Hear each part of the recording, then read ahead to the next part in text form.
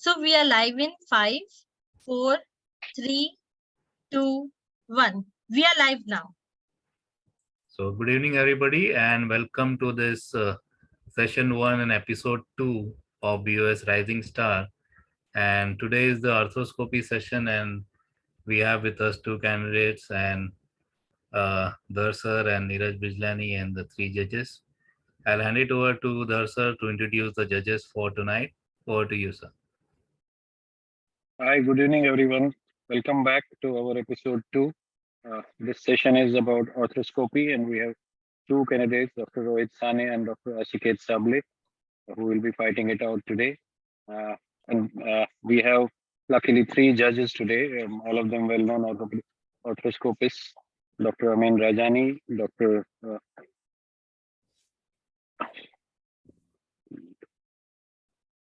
Abhishek Nerurkar and Dr. Mihir Patel. All of them are well-known arthroscopists who will be helping us out today in judging these candidates. As probably most of you know, the scheme is the same. They will have 8 minutes presentation, then 2 minutes question answers, and they will be answering judges. And then finally, we will wind it up with, so we'll be choosing them serially accordingly. So I'll hand it over to Dr. Neeraj Bijlani for continuing. Welcome everyone. We thank the judges, Dr. Amin Rajani, Dr. Mihir Patel, and Dr. Abhishek Nerurkar, who are very good friends. And we welcome you, Dr. Rohit Sane and Dr. Aashiket Sable, for today's arthroscopy session. We wish you all the best for today's session. And with this, I hand over to Dr. Ashok Shyam to start the session.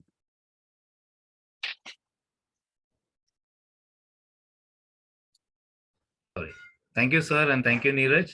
And let's begin with the session.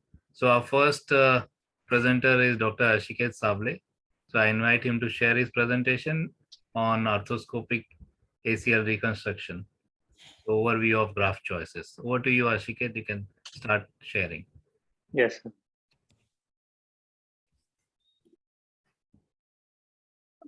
Is it visible? Yes, you're visible and it is audible. Go ahead. Can I start, sir? Yes, start. Yeah, please. Very good evening to one and all present here. First of all, I would like to thank the organizing committee for giving me an opportunity to present in this prestigious competition. My name is Dr. Aashiket Sable, and the topic I'll be speaking on today is ACL reconstruction and overview of graft choices. Before digging into the topic, let me give you a little bit of a history. The ACL has a long history. It was discovered in around 370 BC, the nature of ACL by Galen, and then it has gone through a lot of developments. The ACL repair era started in the early 1900s, and after that we had the ACL reconstruction era in the 1930s to the 1950s. It underwent a lot of changes, a lot of modifications, until finally in 1980, David Dandy performed the first arthroscopic ACL reconstruction at England. And after that, in the early 2000s, more focus was laid on the anatomical footprints and single and double bundle reconstruction, major contributions by Dr. Freddie Frew and Dr. Werner Muller. Now, the basic goal of an ACL reconstruction, as we all know, is to restore the anterior-posterior and rotatory knee stability. But the major post-operative complication is a graft rupture. These graft ruptures happen quite frequently, and which lead to revision surgeries. The revision surgery rates, according to a recent study, being 2 to 8% worldwide.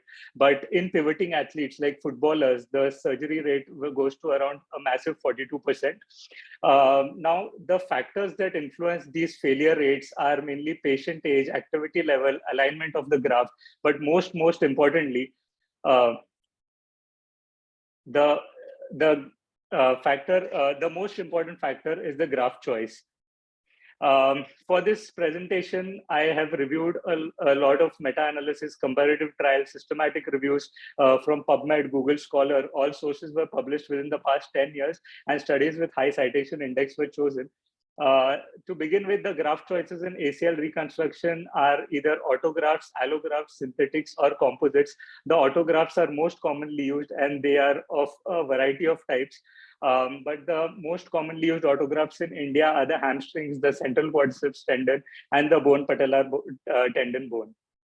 Now, the rationale behind this is that no single graft is appropriate for all patients. An ideal graft should have a low harvest site morbidity, rapid graft integration, mechanical and structural properties close to the native ACL. The factors to consider would be patient-specific, graft-specific, and most importantly, the surgeon experience.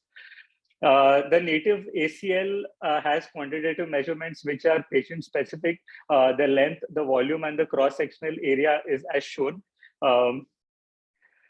Now, I would like to dig into separate autografts. Firstly, the bone patellar tendon bone autograft, which was considered to be a gold standard for a long time because it was easy to harvest. It had high strength and stiffness. The bone-to-bone fixation was helped in rapid healing. But the disadvantages were there were chances of patellar fractures, patellar tendon ruptures, patellofemoral pain, crepitus, and restricted motion. The hamstring tendons were used because they gave us an advantage to be done at adolescents without worrying about the physis. The strength and stiffness was similar to the original ACL. Different graft configurations were possible. A remnant preservation was possible, which is currently trending a lot.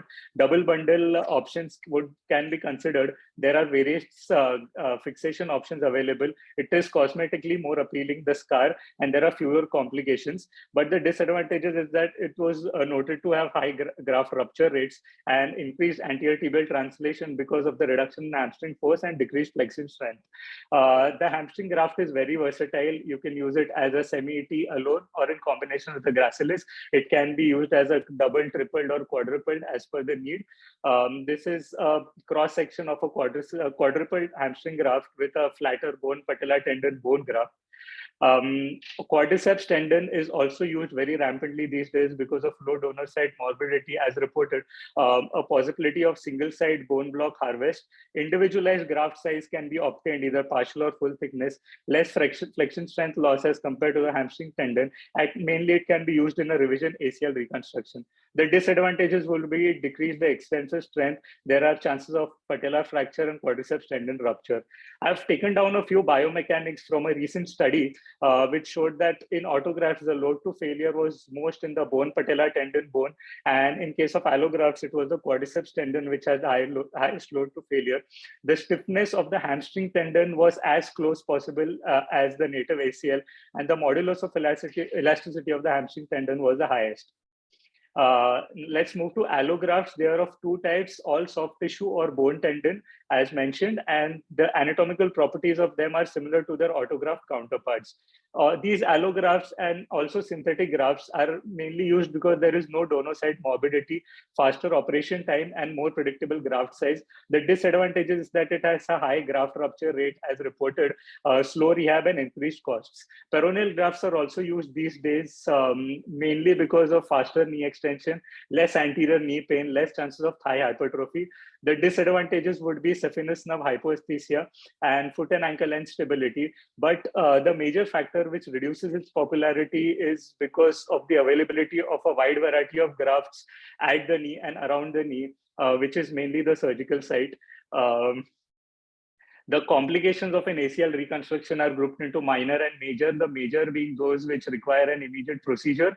The minor complications are anterior knee pain, knee stiffness, sensory loss of the lower leg, donor site tendinopathy, scarring, cosmetic issues, discomfort during kneeling. Major complications would be graft rupture, contralateral ACL rupture, a patellar fracture, extensor tendon rupture, and surgical site infection. Now, according to a study, the anterior knee pain of the bone patellar tendon bone graft was the highest. Patellar fractures were common where bone blocks were used, and the surgical site infection rate was the highest in hamstring and allograft as per the research. And the knee stiffness was more common in the bone patellar tendon bone or the quadriceps tendon. I found another study in which the hamstring tendon showed more chances of increased anterior tibial translation, whereas extensor strength and post-op graft rupture were in the bone patellar tendon bone or the quadriceps tendon grafts. The return to sports showed no difference in the various grafts. So in conclusion, I would like to say that there is no such concept as an ideal graft for all patients. Then the operating surgeon should have a thorough knowledge about all the grafts available, because the patient-specific grafts are currently trending now. The patient-specific grafting is mainly due to preoperative activity level, concomitant.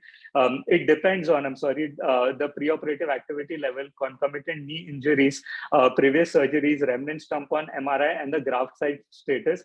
And intraoperatively, it depends on the notch status, remnant stump on arthroscopy. Another thing would be to not depend on the preoperative MRI much. Obviously, you can use the MRI as a tool to plan your surgery, but always trust your scope and your scopy findings. The world is leaning more towards biological preservation of the remnant for better stability, healing, and proprioception. I found this recent study in which the ACL reconstruction worldwide was studied, where the hamstring tendon was slightly higher as in the rates in which the grafts were used. These were my references. I would like to thank the organizing committee and everybody for giving me your time. I would leave the house open for questions now. Okay, thank you. Aashiket, you finished in time. 10 seconds still remaining. So now I'll hand it over to judges for questioning. So maybe Dr. Mir can go first, and then Dr. Amin, and then Dr. Abhishek. Go ahead. Okay, Aashiket, can you hear me? Yes, sir. Good evening. Okay, good presentation. I think you covered things well. I have about 2-3 questions very crisply. So let's go to the allograft option. We don't have a lot of allograft options available in India. Yes, sir. But they are now being available in some of the cities. And it will definitely be a good option to fall back on. However, we have seen that whenever we start using some new technique, new technology, we are faced with problems. One of the complications with allograft, you said, is they fail more often than autograft. So could you let us know why they fail? So that it was, I found it in a study, sir, because they'd studied around 50 to 60 allografts as compared to an autograft. It was a recent article in 2023, which was not from India. So as per that, they found out that autografts were comparatively more stable than the allografts, and there was no specific reason for that. It was just their observation. Okay. Yes. Fine. The reason I asked is we need to know for all the audiences and newer surgeons coming up that before taking up a new source of technique or a graft, we need to know the advantage disadvantage. Anyhow, coming to the second question, with respect to the peroneus longus graft, it is now emerging as a very new graft option, specifically in revision cases. But there's a lot of controversy about harvesting the peroneus longus graft and causing ankle instability, because the foot ankle surgeons will be completely against it. Wherein a lot of literature in our arthroscopy knee literature doesn't consent to that, the instability. So could you just tell us what would be the probable incidence of instability of patients from whom a P. longus graft has been harvested?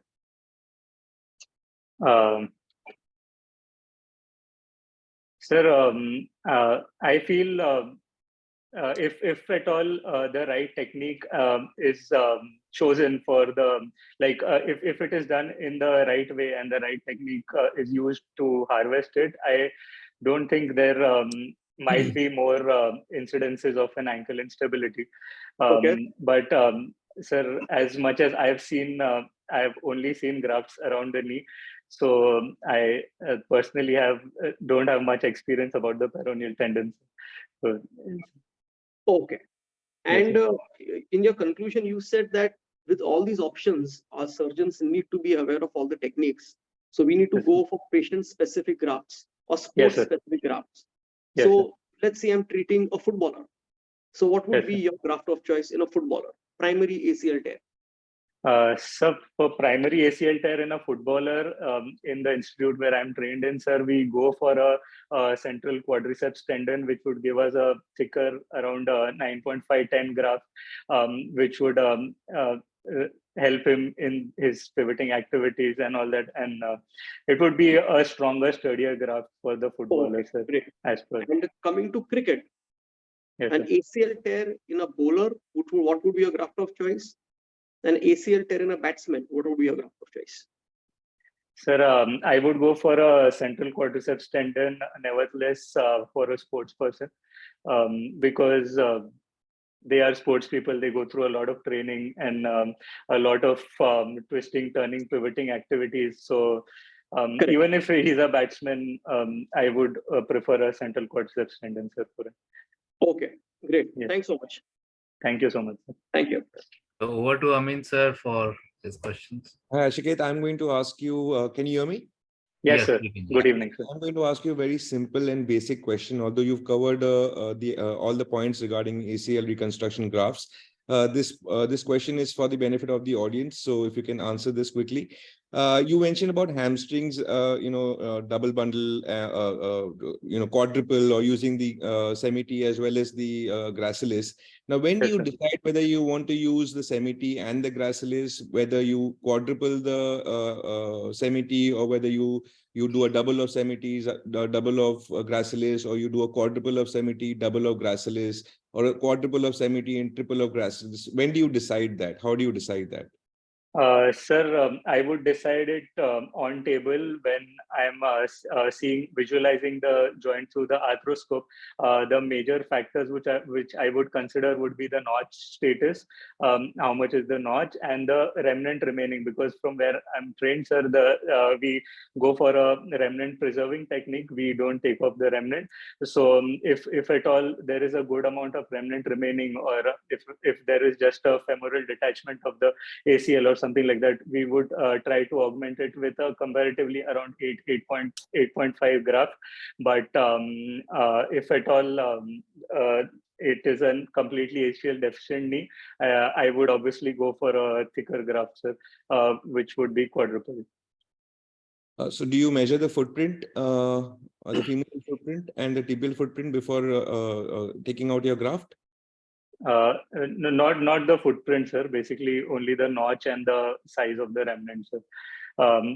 If at all we choose a thicker graft in someone who is ACL deficient, and whose notch is comparatively smaller, we might benefit from a notch plasty or something. But that would be the rationale, sir, especially depending on the remnant size, sir. Okay, so you also mentioned about the femoral detachment of the ACL with a intact remaining cruciate. Do you have any experience as far as repair of ACL tears are concerned? Not till now, sir. Okay. Thank you very much. Yeah. Thank you so much. Thank you, sir. Okay, Abhishek. Yeah. Can you hear me? From you? Yeah, Yes, sir. you. Good evening, sir. Hi, good evening. So, we always we talk about anatomy and ACL being a flat structure, and there has been a double bundle concept. So there are multiple concepts that have been there since last 15-20 years. And when you are selecting the graft, you basically want to replicate the anatomy. So Yes. any specific measures that you take, or any broad way of thinking that our viewers can understand how to use our graphs to get the anatomy right? To get the anatomy right. Okay, sir, first of all, my first and foremost point would be to trust the remnant. If at all there is no remnant, for the femur, I would use the landmark as it would be just behind posterior to the residence ridge. There is paper which had come out in the last 2 years by Dr. Anand Joshi, where he had introduced a J arch. So it was actually just behind the residence ridge. So the femoral anatomy for the footprint would be just behind the residence ridge, and for the tibia, it would be just behind the posterior border of the anterior horn of the lateral meniscus. So since you're talking so much about remnant preservation, are there any challenges or any problems that are associated with remnant preservation, and how will you deal with that? how to anticipate whether there can be any problems, and how do you decide whether you will preserve the remnant or not preserve it? Sir, I would say that if there is a remnant, I would not touch it. Like I would just trim it a bit here and there, so for easy passage of my graft. So I am all towards preserving the remnant. And sir, so if at all there is an ACL deficient knee, then I would use a thicker graft for it, sir. And if you have any insufficiency in graft, if you're harvesting, say, semi-T gracillus, and if you think that the graft is insufficient, anything that you would do to add on, take additional graft, or what is how do you deal with that? Sir, I have not experienced that till now, sir. So, yes. Thanks. It was a very nice presentation. Thank you so much. Ashok, Shyam, sir. Thanks. Dhar, sir, you have a question? I'm not an arthroscopist, but I don't mind. Just for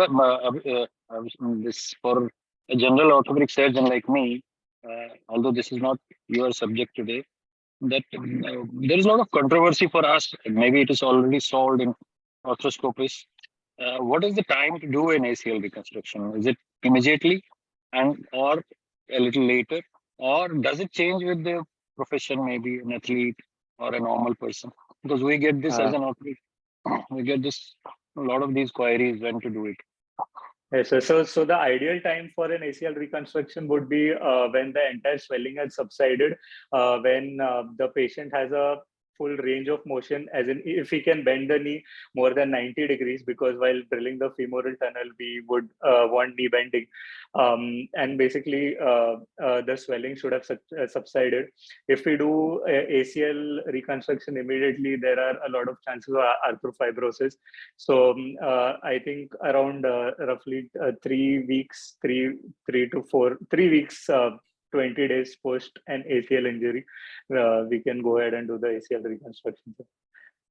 What is your view about aspiration? Many people do come, they have already aspirated hematoma primarily.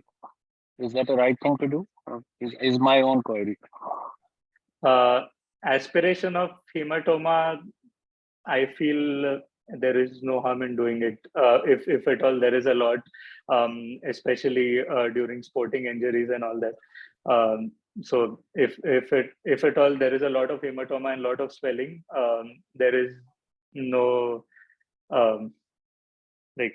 it is okay to aspirate.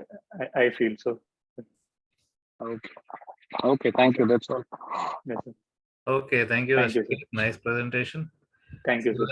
Let's move on to our next presenter, Dr. Rohit Sane, and he'll be presenting on arthroscopic treatment of recurrent shoulder dislocation. So over to you, Rohit. You can start your presentation. Hi, good evening, everyone. So I'd like to thank BOS and OrthoTV for giving me this opportunity to present in this forum. I'm Rohit Sane. I'm an arthroscopy and sports medicine fellow at Ortho1 Orthopaedic Specialty Center. We all know Rohit Sharma. He's very famous for scoring runs, but more than that, I feel he's more famous for having his shoulder dislocated multiple times. So Ols did a study where he found out predictive values on determinants where, he would state whether age or Bankart injury or ethnicity, weight, etc. would cause a chance for a redislocation. So he found out that lower the age promoted or predisposed to a chance of higher redislocations in the future. Stanmore classified further the anterior stability into traumatic structural, having high velocity injuries, polar 2, that is atraumatic and structural, low velocity, and polar 3 being non-structural, that's your habitual dislocators. Along with the anterior instability, you also have associated lesions like the ALPSA, the Hackle, or the Perthes lesion. Vo and Longo did a study in 847 shoulders where they found out the incidence rate of around 4.6% per 100,000 per year. They stated that around 9% of these were mostly because of bony abnormalities.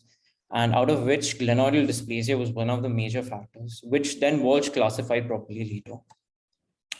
Best did a review on multi-directional instability on the shoulders and the treatment options, where he found out that repetitive microtrauma predisposed to MDIs more than macrotrauma, and this could be with or without laxity. But he also found out there was a redundancy in the inferior capsule, and also because lack of dynamic and static factors.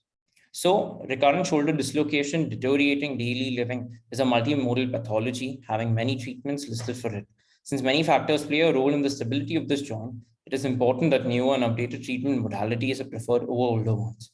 Thinking this in mind, I decided to look into arthroscopic surgeries and post-op care for recurrent shoulder dislocations.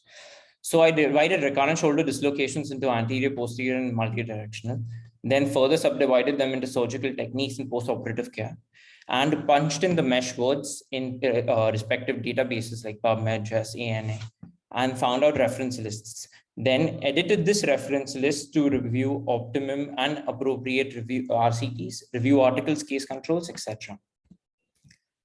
Guiti did a study on Bankart repair, where he studied 29 shoulders for a follow-up of 6.7 years. He showed that there was a significant improvement in the row scores. So he promoted saying that glenoid defect less than 20% would be dealt better with an arthroscopic Bankart repair plus a remplissage. Hurley did a study in 740 patients where he compared arthroscopic Bankarts plus remplissage and arthroscopic Bankarts alone or Latage.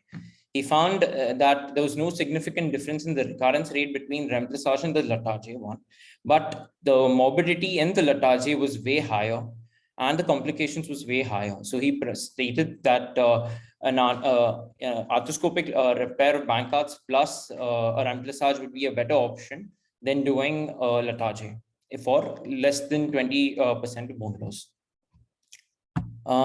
Eduardo did a study on Latage where he studied 41 shoulders for 2 years and found safe and effective procedure for recurrent shoulder dislocation. He too had improvement in significant row scores. Castricini did a study in 44 shoulders with a mean follow-up of 30 months. He had an improvement, significant improvement in the row scores and the UCLA scores. He did a study on arthro-Latage. Takashi did a study where he compared open arthroscopic Bankarts with open Bristow procedure, and he studied 149 shoulders with a minimum of 2 years follow-up. He had an improvement of row scores, and the clinical outcomes were not significantly different from defects of glenoid less than 10 and more than 10%. Lin did a modification of the Bristow procedure where he dug a 5 to 10 mm burrow in the anterior neck of the glenoid and put the coracoid inside horizontally. And he stated that this promoted better unions than the Bristow procedure, which failed up to 9.1%. But more RCTs are required on this. Gregorius Armidis did a study on the Eden-Hebene procedure on 28 patients, where the median bone loss was around 12.4%. This was a case control series with a follow-up of 3 years. He had a significant improvement in the row scores. Azevedo did a study on the DAS procedure in 15 patients with a 1-year follow-up. Her study was limited to patients having subcritical bone loss. There she found significant improvement in row scores again and recommended this procedure for instability of less than 20% bone loss. Labat did a study on Trillat procedure on 18 patients with a mean follow-up of 25 months. He too had an improvement in row scores. This Trillat procedure is a simple reproductive procedure as an alternative to the Latage, which has a higher learning curve than the Trillat procedure. Guzman and Sanchez did a study on the postcapsular raphe and the labral repair respectively, where they stated that a complete capsular covering and a bumper effect by the labrum promoted and prevented the posterior instability. They had significant outcomes in their row studies values as well.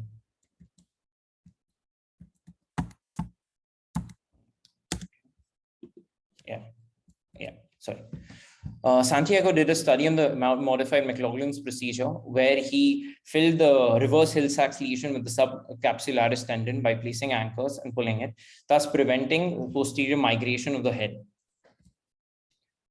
Sardar reviewed a study on 356 shoulders with excessive glenoid retroversion, where he studied osteotomies of the glenoid and stated that an appropriate treatment for posterior shoulder instability would be to do a glenoid osteotomy in cases where retroversion was more than 10 degrees. Christopher Rupp did a study on the pancapsular shift, where he tied and prevented multi-directional instability and stated that this was a better modality in MDI instabilities. Coming to all of this, I would state that there are multiple surgeries, but the pathology of a shoulder instability is also multimodal. So no one surgery is fixed or one surgery prefers or gives a better outcome than the other. In such cases, I would prefer or promote saying that a capsular or a soft tissue procedure should be, when required, accompanied with a bony procedure. Most of these rehab protocols that they followed where post-operatively an abduction pillow was placed for the first 3 weeks and passive ROM exercises were started. From 3 weeks to 6 weeks, they discontinued the brace and started passive program and active ROM, shrugs and capsular strengthening, supraspinatus strengthening. 6 weeks to 3 months, they continued the ROM and increased strengthening of the patients. 3 to 6 months, they did complete strengthening, and post 6 months, they promoted back to active sports. Hill did a study on the rehabilitation of shoulder instability post-surgery, and he too promoted the same. In conclusion, my take-home message would be correctly identify the nature of the dislocation and the need for appropriate surgical intervention. No one surgery can provide a guaranteed and a fixed outcome. Newer surgical techniques have a longer learning curve. When required, always complement a soft tissue procedure with a bony procedure. These are my references. Thank you. Okay, thanks, Rohit. You finished on time again. So let's begin with judges' questions. Yes, sir. Just a minute. Okay. Yeah, Amir sir, you can go first, and then again, Amin sir and Abhishek. Rohit, Yes, good sir. presentation. You covered most of the procedures, but I think you need to put light on the specific indications. Okay. So, as per your literature research that you have done, Yes, sir. what would be the indication for only soft tissue repair for an anterior recurrent instability in today's era? Yes, sir. So for the glenoid bone loss to be less than 13%, for less than a subcritical, I would go in for only a soft tissue procedure. So would you look only at the glenoid bone loss, or would you be looking as a possible? No, the head also, so the overall, the on-track, off-track lesions, the engaging, non-engaging lesions, as well as the the glenoid bone loss. So your cutoff point as per your literature review is 13%. Yes, sir. Okay, what would be your indication for a bony augmentation procedure? So would be a coracoid or adenoheparinate, whatever, a bony augmentation procedure. So the studies that I've gone through, they promote anything more than subcritical or a subcritical bone loss, more than 13%, to have an added advantage of a bony procedure that would stabilize it. But again, when you look into the broad aspect of it, something more than 20%, I would say, or 25%, I would say, a bony procedure is a must. So now my question comes to you. Yes, sir. What happens to bony losses between 13 and 20%? How do you go about managing these patients? So you look into the factors that the patient comes with, his occupation, how many dislocations he's had in the past, with what type of activity he dislocates, history of seizures, etc., etc. And according to that, you have to tailor a specific treatment for that particular patient. So. Okay, so do you feel in today's era there is a role for a pure Bankhart's repair? Yes, sir. When it's very, like I said, when it's less than 13% or 10%, I would promote a Bankhart's repair, sir. Okay. Now coming to posterior instability. Yes, sir. We know that posterior instability basically falls into two groups. One is a single episode macro trauma. Yes, sir. And one is a repetitive micro trauma. But when the patient comes to us, typically, patients are coming in impact sports. Okay, MMA, martial arts, boxers, right. Typical bench press kind of injury. The MRI shows a posterior labral tear. how would you go about offering treatment vis-a-vis conservative versus operative in these patients? So Posterior instability. yes, a posterior instability, again, I would look into the version of the glenoid as well, because one of the major factors for promoting posterior instability would be a glenoid version and the dysplasia of the glenoid. Along with that, like you said, so the posterior capsule, the posterior labrum is also torn. So I would do an MRI and a CT scan and assess the version and the labrum, and then take a call on that. Okay, and then coming to MDI. Yes, sir. When would you offer a surgical intervention to a patient with MDI? So when he's tried all physiotherapeutic procedures and he's not improving with any, and there's a lot of associated bone loss also happening with that, and he's finding day-to-day activities to be difficult then. Okay, thanks so much. Yeah. Thank you, sir. Thank you, sir. Amin, sir, your questions? Hi, Rohit. Hi. Nice presentation. Thank you, sir. Too much of literature. Literature is good, but literature can go whichever way you want to take it to. I'm going to be asking you two practical questions. Yes, sir.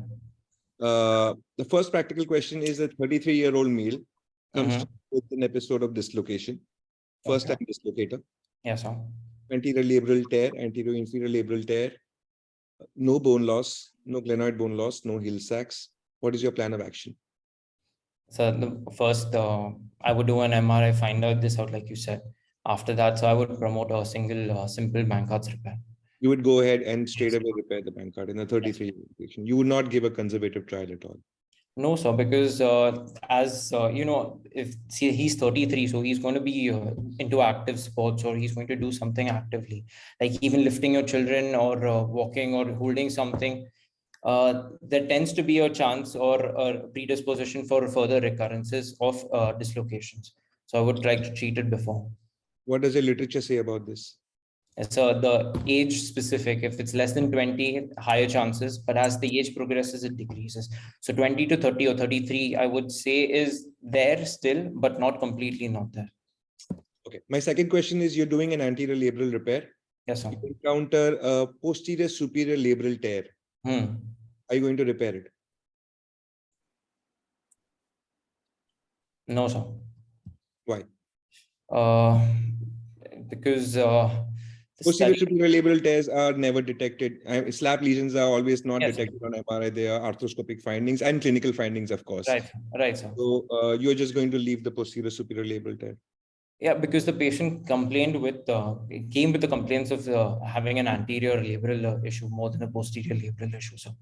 So I would like to try for a conservative trial for the posterior. But you're doing a labral repair. I mean, you're inside the joint. Yes, sir, but then I'll need to change everything for that, the posterior one, sir. Okay. All right. Thank you. Thank you, sir. Thanks. Abhishek, go ahead. Yeah. Can you hear me? Yes, yeah, sir. we can hear you. Yes. So the presentation was very nice, but there was a lot of literature, and I couldn't get any conclusions out of it. There were a lot of questions that remain to be answered. Yes, sir. Let me continue with what Dr. Mihir was asking. And in today's age, amongst the literature that you have searched, have you come across concepts of on-track, off-track lesions or non-engaging lesions, and whether they would affect or they would change your decision making in some way when you consider a bony procedure or a soft tissue procedure, and when you consider a Bankart, isolated Bankart, or a Bankarts and a remplissage? How would it change depending on these particular parameters? So on track, off track would definitely make a difference, because most of the first common position in which it dislocates is the abduction and the external rotation. So that would promote the on track, off track, the track lesions. So anything off track would promote this further dislocations rather than like engaging and non-engaging ones. So yes, if it's just a simple labral one, then only a Bankarts would be sufficient. But if he has the head bone loss, then I would like to look into how much % of bone loss that is and treat that as well. So say you have a non-critical bone loss on the glenoid side. Yes, sir. And an off-track kind of a lesion on the humeral head. what will be your procedure of choice? So if I will repair the labrum and put a dual latagie, so because the latagie will A prevent non-critical bone loss. a non-critical bone loss. So a simple, yes, sir, a simple Bankard's repair with a remplissage. With a remplissage. So it would affect your decision making, right? Yes, sir. So that is one thing. We also you also spoke about the critical bone loss. You mentioned 13%, and then you mentioned 20%, and then you also mentioned 25%. Right, sir. So is it different in different individuals, and how do you decide which is a critical bone loss in a particular individual? So to make it very clear, suppose if you get a person who plays sports on regular basis versus a patient who is, say, a housewife or a person who don't demand high level activities. Right, So sir. will the critical bone loss change in these two kind of set of patients, and how do you decide that? So yeah, the activity does make a huge difference. If the person is an overhead athlete or uses his shoulder for day-to-day activities, then a smaller percentage of bone loss also would be a significant bone loss. For compared to somebody who's just a housewife or doing a desk job or something like that, then the smaller percentage would be overlooked. So basically, you need to consider the patient profile. Yes, sir. And then you need to deal with, make the final plan. Another question that was asked, like 33 years old male, which was asked, okay. And now if you are treating that patient with a first time dislocator with a surgery. Yes, sir. If the patient goes to some other surgeon and if there is any counter opinion, will you be able to justify yourself? Do you think the literature is going to support you to say that you should operate in the first instance? So I would counsel the patient prior to touching the patient. I would tell him why I'm doing the surgery. And but literature wise, do you have enough support, or is it not justified? So I'm just asking the justification as per the literature, whatever you have reviewed. Could you find any concrete? Yes, I found literature for active sportsmen. Like if it's an active sportsman, then yes, first time dislocator also should do a stabilization procedure. So, and be it soft tissue or be it bony, but should. If it's not an active sports person, then depending on the patient's profile, whether he goes for recreational activities, what he does for his daily living and stuff and all, that also makes a huge difference. Okay. Yeah. Thanks. Thank you. Okay. Thanks, Abhishek. Dhar sir, you have a question? Very question. So anyway, I'll again ask a very simple question, probably for my own knowledge. So Rohit, first time dislocator means he has come to you. When would you subject him to specialized imaging, all those array of X-rays, MRI scans, and what would be the imaging you would? So in the reviews that I've seen, people have become a little more aggressive in treating. So the moment you reduce the shoulder, you immobilize it and you would get an MRI done. So that will help. Basically, it'll pick up the lesions faster, better, and you'll come to know what the patient needs. So does the primary trauma cause any distractions for us? Like it's too early or too late? What is too early and what is too late? No, sir. So now what happens is there are two schools of thought. There are surgeons who want to go in early, be it for even investigations.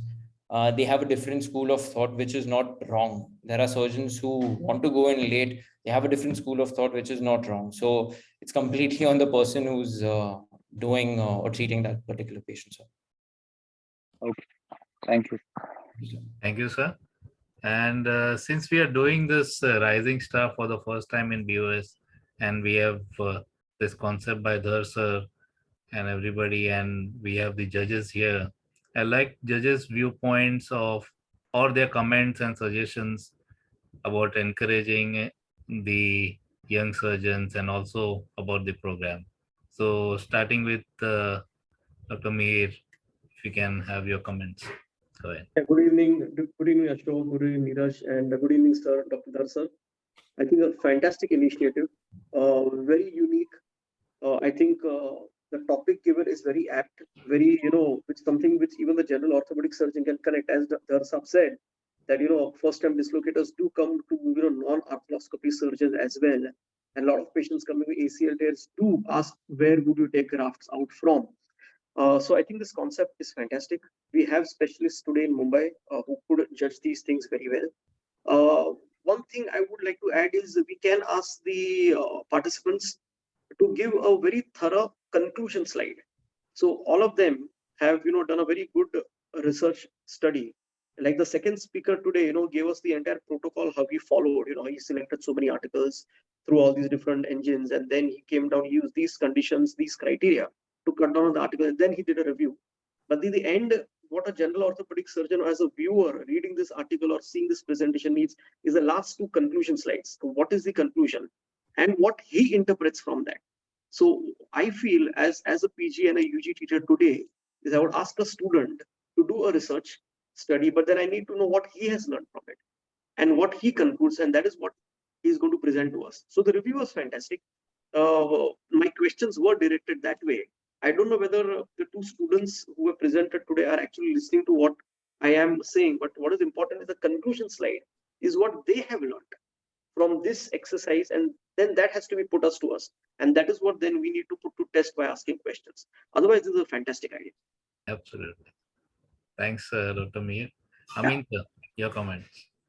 Ashok, excellent initiative. I think we need to encourage the youngsters in this field to make more presentations. And both the presentations were very, very good, as everybody has commented. I'd just like to highlight that when I make presentations, or many of the other faculties, we make presentations, we make it a point to make sure that we pass on the knowledge what we have, and the slides have to be a little more practical oriented. The way we speak is both the speakers spoke really, really well, but I feel there was something which was lacking, that is the practical aspects for the viewers. So when somebody is listening to he has to have a connect.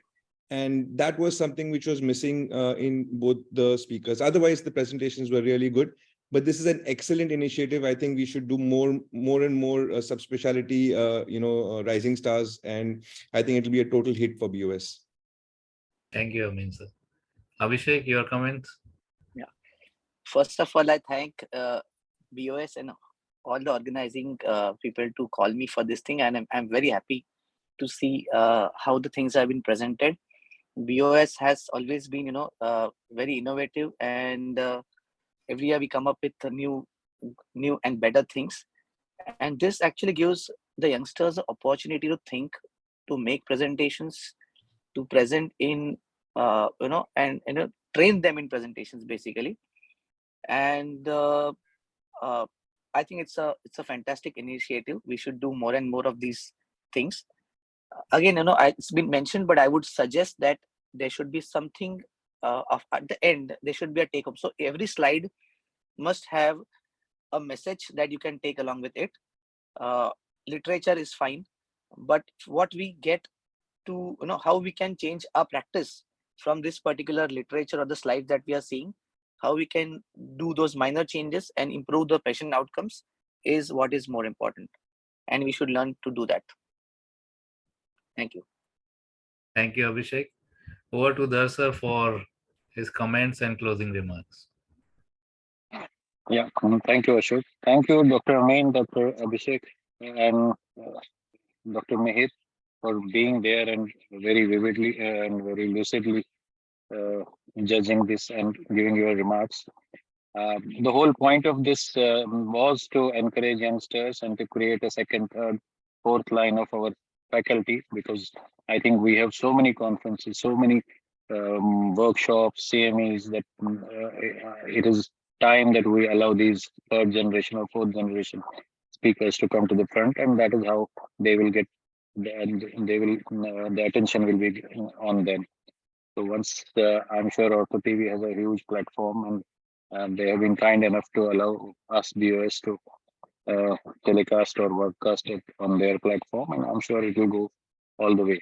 We had initially a lot of almost 48 applicants, but somehow we have to stick to this being right now only BOS platform, So people who have not registered for a life membership of BOS, we had to somehow, unfortunately, evict from this contest. Because maybe in future we'll think of including everyone. But right now, because the scope was very little and we have very little time to till VIROC, so we thought this would be the best thing would be to it for BOS members. So luckily, we still have lots of contestants, and it's going to be a great contest, and I'm sure it will culminate in a very big fanfare during the VIROC, and I'm sure we'll find the rising stars. Thank you very much for being there. Thank you, Ashik and Rohit. It was really a pleasure listening to you, and I'm sure we will have much more beautiful presentations for the rest of the time. Thank you very much. So thank you. Thank you, sir. Thank you again, all the judges and Thank you so much. participants. We have 5 Thank more you. episodes to Thank you. go in the first session, and we look forward to all of them. Thanks. Closing the session today. Thank you. Good night. Thanks. Thank you. Thank you. Thank you, everyone. Thank you. Good night.